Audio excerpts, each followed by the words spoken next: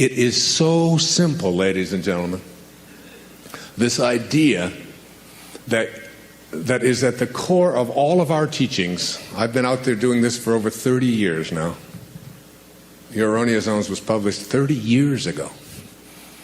And what I've discovered is what Earl Nightingale told me when I was just getting started in this whole business.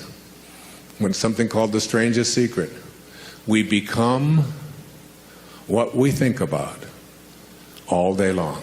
We become what we think about all day long. But more than that, understanding that your thoughts are real, that they have an impact. Isn't it conceivable that your thought can have an impact on whether or not you can attract what you want into your life? That you can extend it out into a universe which is perfect, which has no need for you to interfere with it, which is always doing exactly what it is supposed to do. No restrictions on it.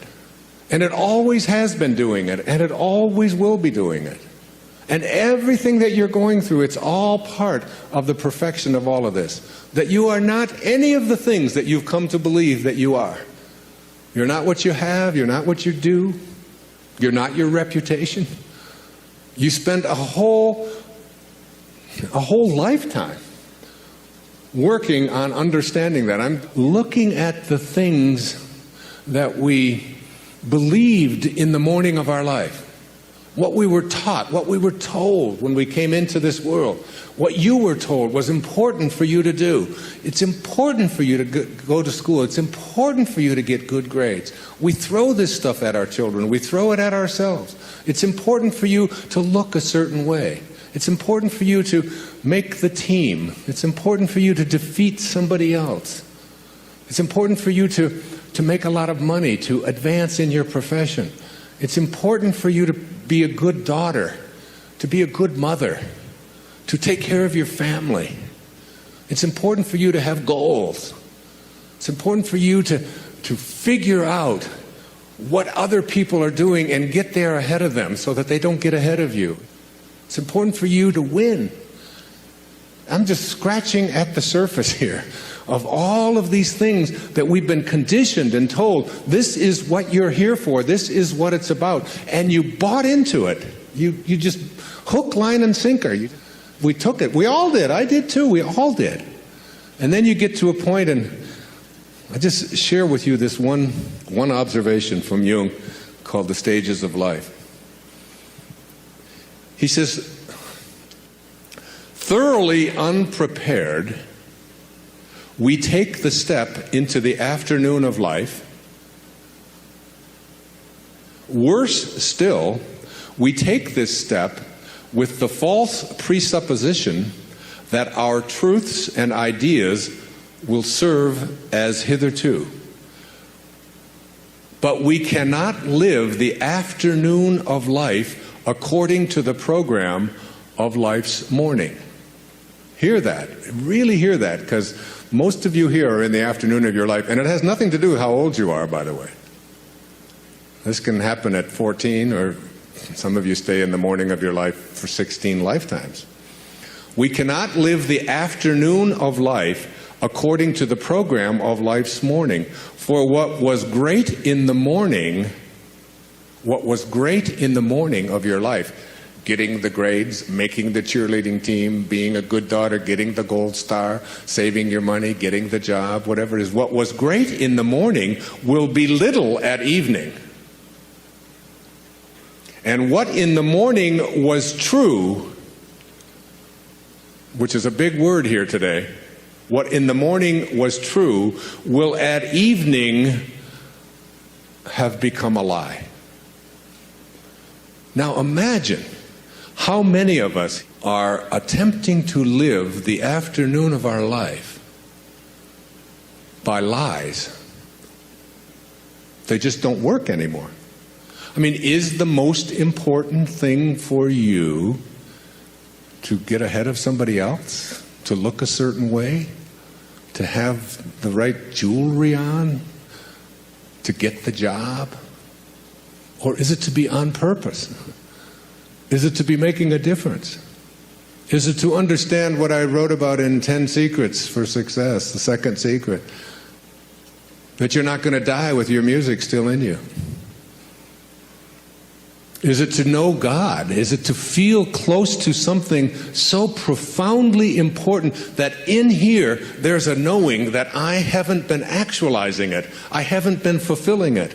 What am I here for? What am I here for? It's a question that you begin to ask yourself when I speak about purpose. And then you say, well, it's to be like God. That's what God realization is, to return to that from which you originated, the place of your source, the Tao. To be the Tao, to be it, to be the great way. And what is the Tao like? What does it look like? What is it doing? It's not doing anything. It's just constantly giving. It's just constantly offering. It's just constantly providing life. Billions and billions of life forms emanating from this invisible source that has always been, just continuously doing it. Why aren't you doing that? Why aren't you being like God? God is love, it says in the book of John. And he that dwelleth in love dwelleth in me. Your objective is to be like God. To return to your source, to your Father, whatever you want to call it. And then we take things like organized religion and we think, well, because I'm going to church and I'm doing the right thing. But you have to remember that the source, that the Tao, excludes no one. It excludes no one. It doesn't say you get to breathe and you don't. It does say you get to have hair and you don't. It does those things, right? But it doesn't say you get life and you don't. It says it's for all of you, you're all one. And then we take organizations that say only you get to get in. Only if you believe this way do you get to be part of God. But that's not of God. So any thought that you have that excludes anyone is not a thought of God. It's not a thought of Tao. And that's why the number one source of conflicts on our planet today is about organized religions fighting organized religions. And none of it is of God. Anything that divides us weakens us. Anything. Any thought that you have that divides you from somebody else, that makes you better than somebody else, that says this, any judgmental thought at all like that is not a thought of source. And the minute that you leave source, you lose the power to manifest.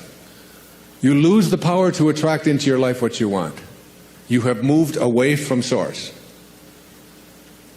And any thought that unites us, that includes us, that is of service, any thought of spirit and spirituality that brings us together as one and recognizes the truth that all of us have come from the same source and that we are all breathing the same air and that we all came from the same place.